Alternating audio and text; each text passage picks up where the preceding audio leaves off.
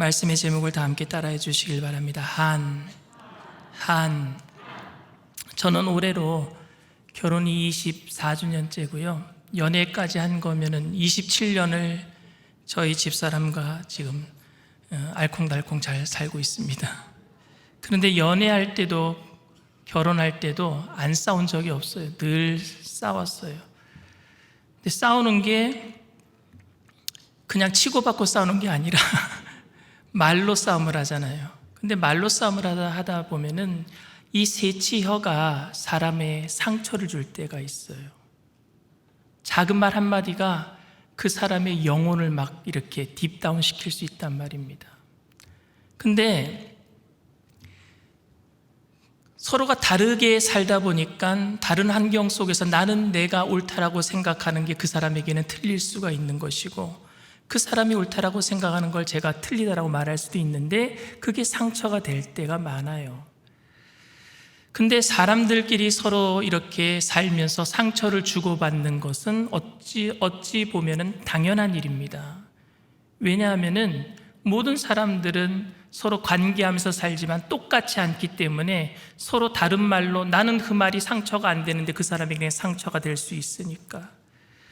요즘 젊은이들이 제가 청년국을 맡고 있을 때 청년들 중에 어떤 청년들은 저한테 그럽니다. 목사님, 말싸움하고 서로 상처 주고 상처받을 거 못하러 결혼합니까? 그렇게 얘기하는 청년들도 있어요. 그러니까 상처받기 싫어서 결혼하기 싫다라는 거죠. 그런데 여러분, 상처는 어쩔 수 없이 주고 받을 수밖에 없거든요. 중요한 것은 상처를 치료할 것이냐, 상처를 치료하지 아니하고 그대로 내버려 둬서 장애가 될 것이냐, 이게 중요한 거예요. 제가 군대 생활을 1990년도에 했어요. 근데 지금 군대는 많이 좋아졌다고 하는데 저보다 더 먼저 군대 갔다 오신 분들은 더 저보다 어렵게 군대 생활했겠지만 1990년도에도 구타가 있었어요.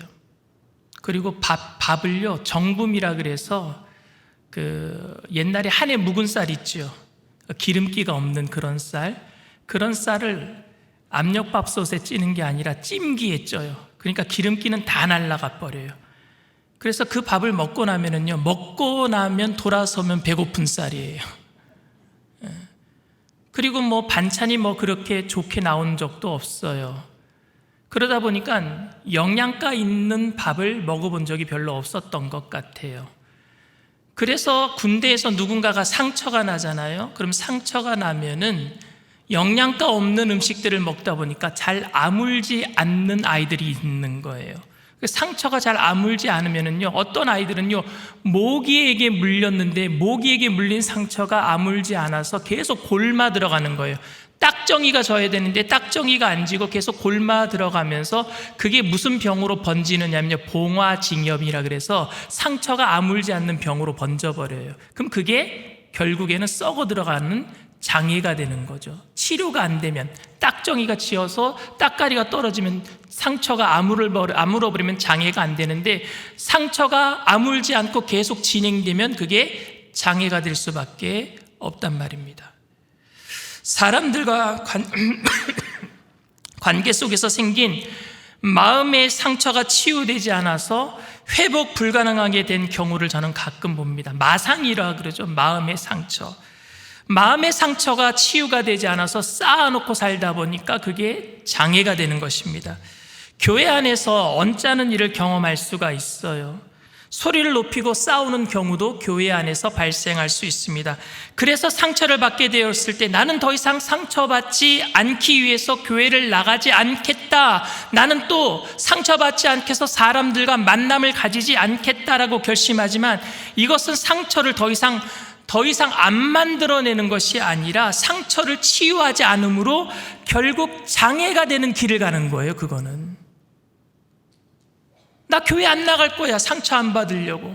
나는 더 이상 사람들 안 만날 거야, 상처 안 받으려고. 그러면 상처가 더 이상 안 생기는 게 아니라 그 받은 상처 때문에 치료를 안 받았기 때문에 장애가 된단 말입니다. 남겨놓으면은.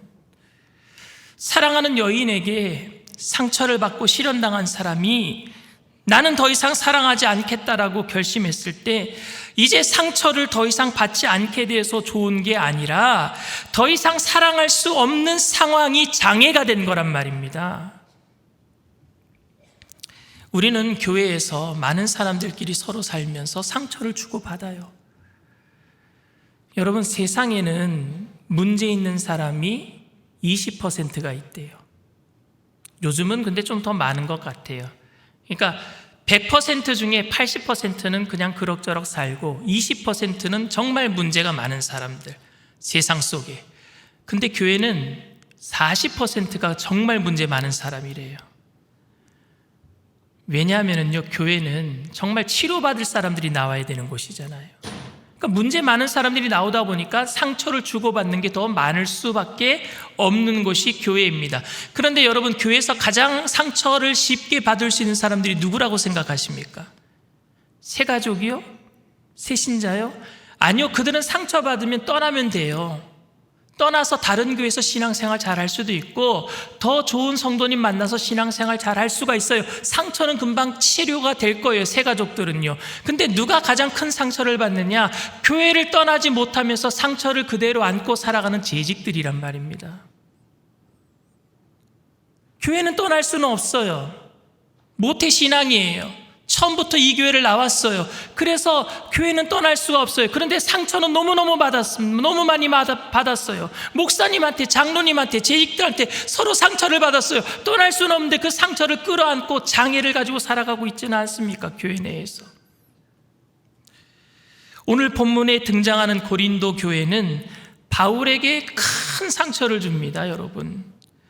바울은 정말 고린도 교회에게 너무 큰 실망을 받았어요. 고린도 교회는 사도 바울이 개척한 교회예요. 힘들고 어려울 때 성령의 인도하심으로 어쩔 수 없이 그곳에서 자비량으로 1년 6개월 동안 사례비 받지 않냐고 열심을 다해서 교회를 세웠어요. 그리고 교회를 떠날 때에 거짓 교사들이 그 교회에 들어오고 말았습니다. 거짓 교사들이 그 교회에 들어와서 사도 바울이 떠난 다음에 뭐라고 얘기했느냐? 사도 바울은 사도들에게 12사도, 그러니까 베드로부터 12사도 있죠? 그 12사도들에게 추천서도 받지 못한 무자격자다. 그래서 설교 못했어. 그래서 사람들을 재웠어. 얼굴도 못생겼어. 이런 인신공격을 했단 말입니다. 사도 바울이 얼마나 마음이 아팠을까요? 자기가 세운 교회에 성도들이 거짓 교사들에게 넘어가서 그런 소리를 들었을 때 얼마나 마음이 아팠겠습니까? 근데 이때 더 열받는 사람들이 있어요. 누가 열받느냐면요, 사도 바울과 함께 동역했던 동역자들 말입니다. 사도 바울과 친한 사람들. 그 사람들은 옆에서 사도 바울이 어떻게 열정을 가지고 고린도 교회를 이뤘는지 알고 있잖아요. 그래서 아마 사도 바울에게 그런 얘기를 했을 거예요. 그 거짓 교사들에게 넘어간 사람들 우리가 가서 다 치리합시다. 교회법으로 다 징계해버리면 됩니다. 우리가 갑시다. 이런 이야기를 한 사람들도 있었을 것이고, 어떤 사람들은 사도 바울에게 아예 그런 사람들 잊어버립시다. 너무너무 이상한 사람들이네요. 그런 교회는 우리가 잊어버리고 다른 곳에 가서 새롭게 개척해서 새로운 교회를 세우면 됩니다. 이런 이야기를 했을 거예요. 그런데 사도 바울도 그 고린도 교인들 때문에 너무 큰 상처를 받았던 부분들에 대해서 오늘 고린도후서 2장 4절에 이렇게 기록하고 있습니다. 내가 마음에 큰 눌림과 걱정이 있어 많은 눈물로 너희에게 썼노니. 큰 눌림이 있었대요. 많은 눈물로 편지를 쓰고 있는 거예요. 여러분, 눌리는 게 뭐예요? 디프레스라 그래서 우울증이에요. 이게 정신적으로 막 눌리는 거 말입니다. 목회자도 누가 한마디 한 것 때문에 밤잠을 설쳐요. 눌려서. 사도 바울이 지금 그런 고통을 당하고 있어요. 대머리다. 가끔 가다가 발작을 했던 것 같아요. 왜냐하면 사단이 가시가 있었다 그랬잖아요. 그러니까 그게 안질이었든지 아니면은 그게 발작하는 병이었든지, 설교하다 그렇게 쓰러지면은 다른 사람들이 저 봐라, 하나님께 버림받은 사람이야, 저 사람 사도들이 추천서도 받지 못했어, 이런 오해를 받았단 말입니다. 그때 그 마음이 얼마나 아팠을 거예요. 사도 바울은 고린도 후서를 쓰면서 마음이 큰 눌림과 걱정이 있어 많은 눈물로 썼다라고 밝히고 있습니다. 그런데 사도 바울은 포기하지 않아요. 그 교인들을. 오늘 영적인 아들 디도에게 편지를 써줘요. 그게 고린도 후서예요. 편지를 써주면서 그들에게 좀 가지고 가라고, 회개할 기회를 주겠다라는 거예요. 다시 화해하고 싶다라는 거예요. 여러분, 디도의 마음은 어땠을까요? 디도도 사도 바울이 어떻게 고린도 교회에서 목회를 했는지 봐왔잖아요. 그런데 그런 스승을 아주 그냥 먹다 버린 쓰레기처럼 취급하는 그 교인들을 볼 적에 너무너무 힘들었을 거예요. 그들에게 편지 한 장 가지고 간다고 고린도 교인들이 변화되겠습니까? 라는 생각을 가지고 있었을 거예요. 마치 하나님께서 요나에게 니느웨로 가라고 했을 때 니느웨로 가기 싫었던, 내가 뭐 전한다고 니느웨 사람들이 회개하겠어요? 라고 생각했던 요나처럼 아마 디도도 그런 생각을 가지고 있었을 겁니다. 그런데 사도 바울은 고린도 교인들을요 포기하지 않습니다. 왜 포기하지 않는 줄 아십니까? 사도 바울도 다메섹 도상으로 예수 믿는 사람들을 죽이려고 쫓아갈 적에 그때 누구를 만납니까? 예수님을 만나잖아요. 끝까지 자기를 포기하지 않으셨던 예수님의 사랑 때문에 자기가 변화된 것을 사도 바울은 누구보다도 잘 알고 있어요. 그렇기 때문에 자기도 자기를 배신하고 쓴소리하는 고린도 교인들을 사랑할 수밖에 없는 거예요. 그렇게 사랑을 입었기 때문에. 그것이 하나님의 사랑인 줄 믿습니다. 우리들도 그 사랑을 받았기 때문에 나를 배신하고 나를 미워하고 나에게 비수를 꽂는 사람들에게 먼저 찾아가야 될 줄 믿습니다. 그게 무모한 하나님의 사랑이에요. 그게 희생적인 예수님의 사랑이에요. 그렇게 사도 바울은 디도에게 고린도 편지, 고린도 후서를 써서 편지를 디도에게 붙입니다. 그런데 여러분, 놀라운 일이 벌어졌어요. 그 편지를 받은 고린도 교인들이 변화되었어요.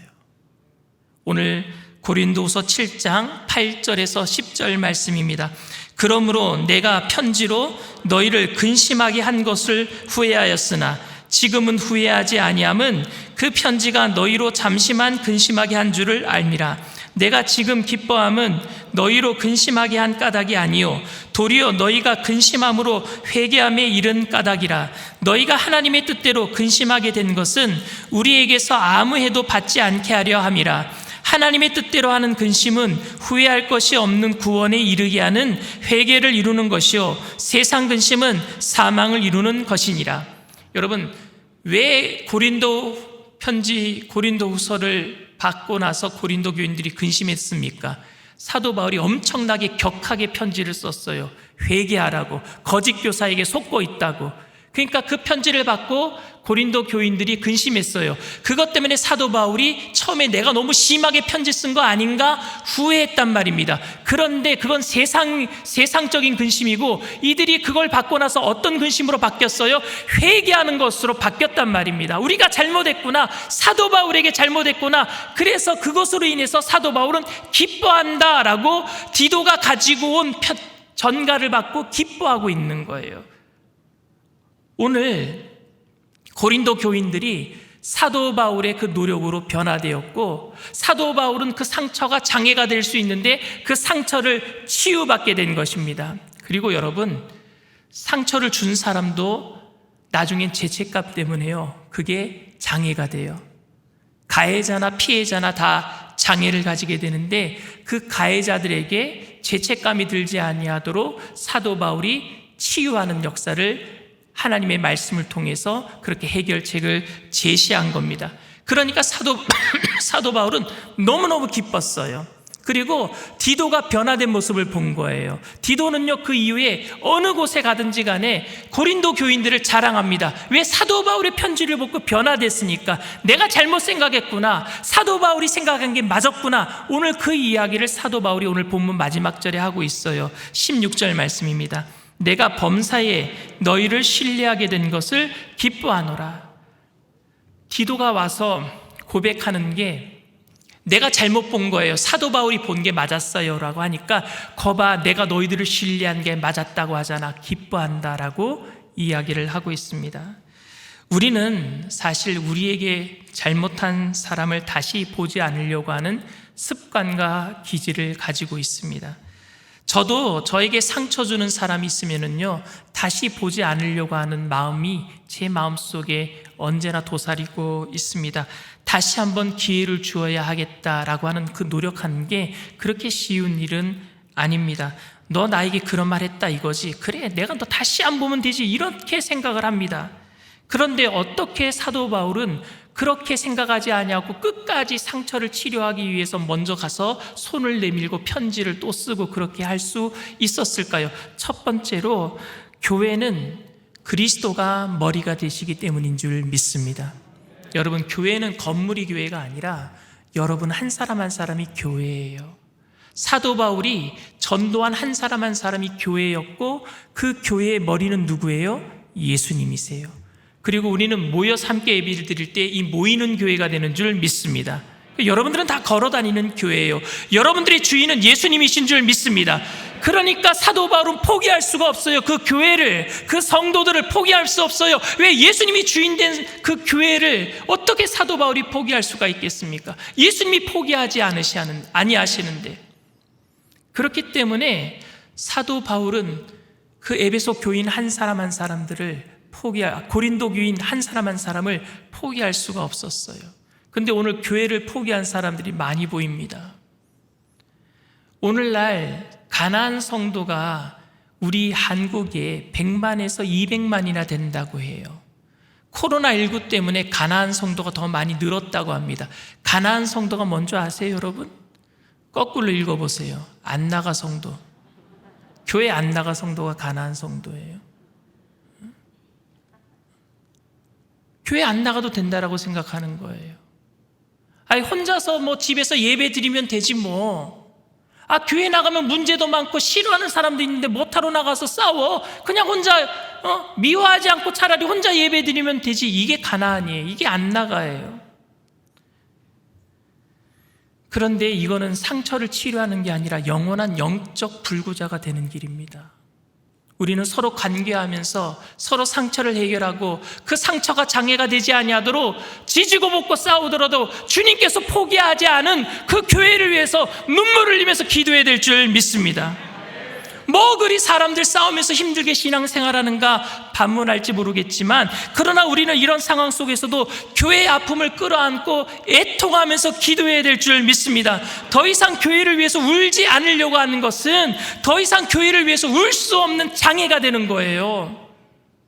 여러분들에게 눈물이 있습니까? 교회를 향한 아픔이 있습니까? 그러면 아직도 장애자가 아니에요. 불구자가 아니에요. 하나님의 사랑으로 주님께서 치료로 우리를 합력해서 선을 이루어 주실 줄 믿습니다. 둘째로 사도 바울은 상처를 치료하지 않으면 장애가 된다는 사실을 알고 있었기 때문이에요. 상처받는 것보다 어려운 것은 상처 치료를 거부하는 겁니다.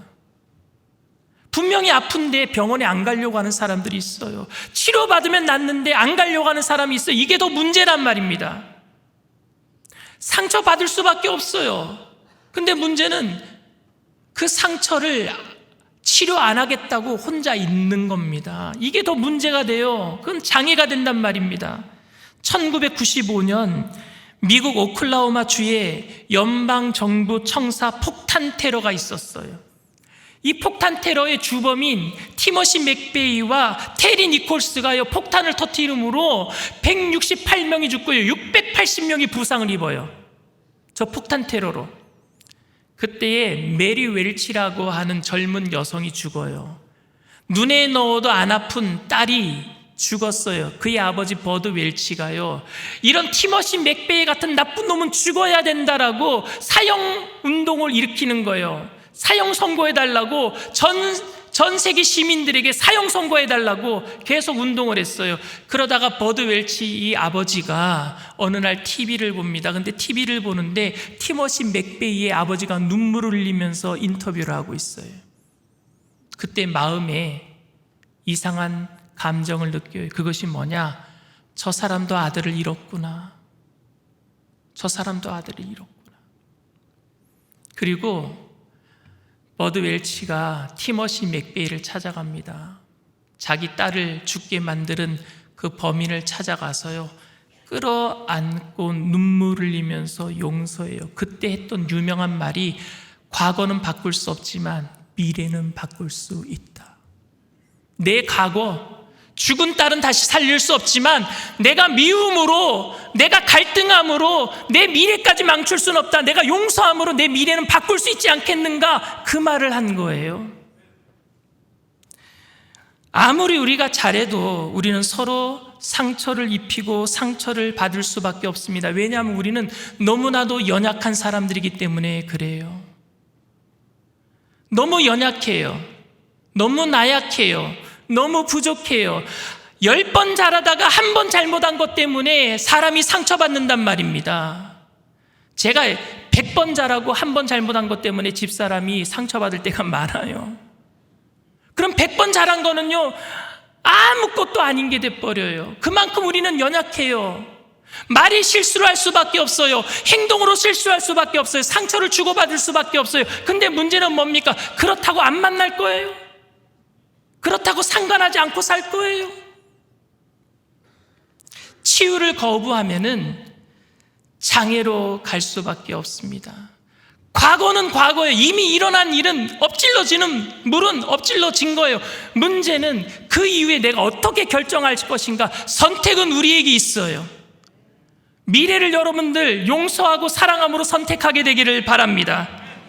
치유의 흔적으로 남아있는 상처는요, 조금 모양이 이상해질 수 있어요. 제가 어렸을 때에 롤러스케이트를 타다가 다리가 꼬여갖고 아스팔트에 넘어졌을 때 이 팔꿈치가 살점이 떨어졌어요. 그리고 새살이 돋아났는데 새살이 돋아나고 나서 그 살이요 좀 이상해요. 이쪽 팔꿈치보다는. 그래도 안 아파요. 왜냐하면 아물었으니까. 오늘 여러분들이 상처는 받고 있지만 그 상처가 아물게 되면 아무렇지 않을 거예요. 그런데 그 상처를 계속 남겨두면 결국 장애가 되고 맙니다. 여러분, 미국에서는 한국말에서 해석이 되는 거는 미국말로 다 해석을 해서 번역을 하잖아요. 근데 해석이 안 되는 거는요, 고유대명사로 한국말 그대로 따다 씁니다. 서울은 서울이잖아요. 그건 고유명사예요. 근데 해석이 안 되는 게 있어요. 한국말 중에, 병 중에. 그게 뭐냐면요, 한이에요. 한국 사람들이 한이 많대요. 마음에 담아 놓고 사는 화병 말입니다. 근데 이게 미국에서는 그런 병이 없어요. 그래서 그냥 그거를 한국에서 쓰는 말 그대로 따다 쓴 게 HAN, 한이에요. 우리나라 노래 중에 한마는 이 세상 야속합니다 뭐 이런 노래도 있잖아요. 그리고 우리나라 모든 옛날 이야기가 뭐예요? 한에 관련된 이야기예요. 한이 서린 뭐 처녀 귀신 나타나고 막. 그래서 부모님이 한을 가지고 죽으면은 그 자식이 그 한을 갚기 위해서, 부모님의 원수 갚기 위해서 또 그 남의 집에 또 그 한을 갚기 위해서 또 그 원수가 계속 되풀이되는 악순환을 겪고 있지 않습니까? 근데 만약에 교회 안에서 그 마음의 상처가 치료가 되지 않아서 한으로 남아있다면, 그래서 계속해서 한이 남아있다면 그게 과연 여러분들 우리가 온전한 교회로 서갈 수가 있겠습니까? 오늘 이 시간 여러분 그 저주를 끊어버리게 되기를 바랍니다.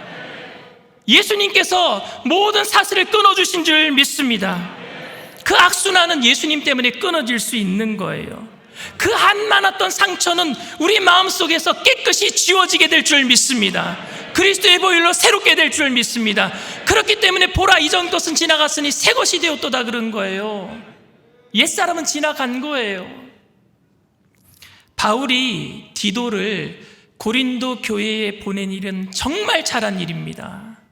만약 보내지 않았다면 바울에게는요 한으로 남아 있었을 거예요. 그리고 고린도 교인들도 다시는 사도 바울을 보지 못하는, 나중에 후회는 하겠지만 우리가 거짓 교사에게 속아서 사도 바울을 그렇게 욕했구나, 나중에 역사가들이 판명할 적에 사도 바울이 잘한 사람으로, 고린도 교인들은 잘못한 사람으로 판명되고 나면은 그 고린도 교회의 후예들은요 그것이 한이 되었을 거예요. 그때 왜 용서하지 못했을까? 왜 가서 찾아가서 내가 잘못했다라고 구하지 못했을까? 그런데 그 누가 먼저 손 내미느냐 말입니다. 우리 찬양이 그런 찬양이 있죠. 내가 먼저 손 내밀지 못하고, 가해자가 먼저 손을 내밀든지 피해자가 먼저 손을 내밀든지, 예수 믿는 사람들은 우리 가정에, 우리의 마음속에 한이 되지 아니하도록 먼저 손을 내밀어야 될 줄 믿습니다. 그게 주님이 우리에게 원하셨던 거예요. 그래서 상처를 치유받아야 되는 거예요. 여러분 마음속에 담아놓은 것이 있습니까? 그럼 먼저 주님 앞에 쏟아놓으시길 바랍니다. 주님께서 여러분들을 위로해 주실 거예요. 그리고 주님께 위로받은 여러분들 먼저 가서 손을 내밀어 주시길 바랍니다. 예수님께서 부활하신 이후에요, 누굴 먼저 찾아가셨어요?